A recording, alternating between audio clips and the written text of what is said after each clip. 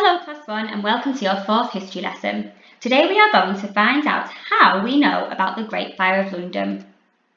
The Great Fire of London happened many years ago, before cameras had even been invented. So how do we know what happened?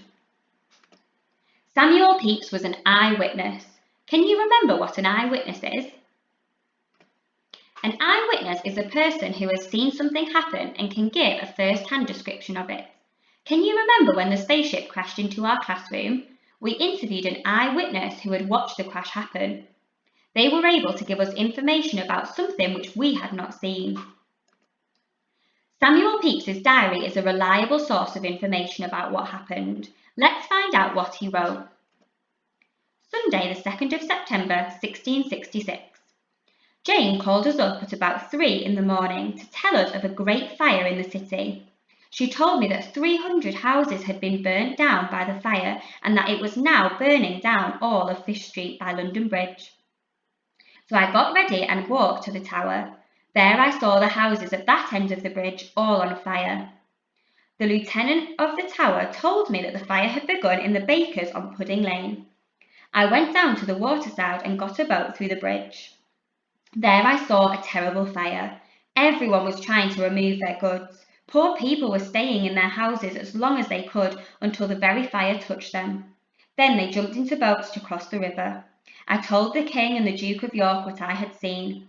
I told them that unless His Majesty commanded for houses to be pulled down, that nothing could stop the fire. Although they seemed very worried, the King gave the order to pull down the houses so that the fire could be stopped. There are also other historic sources that help us to understand more about the Great Fire of London. Which of these two sources do you think is helpful?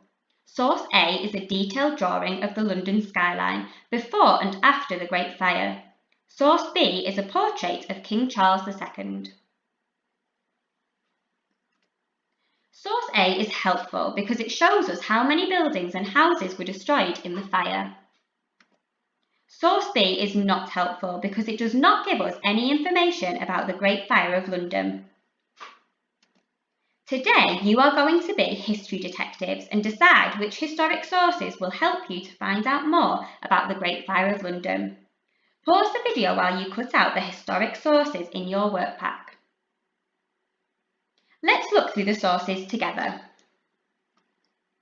A portrait of Charles II. Samuel Pepys' diary extracts from September 1666. A London Gazette news report from the 3rd of September 1666. A coin from 1666. An eyewitness statement. A map of London from 1660. A fire bucket from 1666. And a painting of the Great Fire. You can now choose the 4 sources that you think are most important in helping us to understand what happened during the Great Fire. When you have stuck all your pictures down, I would like you to have a go at writing some sentences to explain why you think source 1 and source 2 are helpful.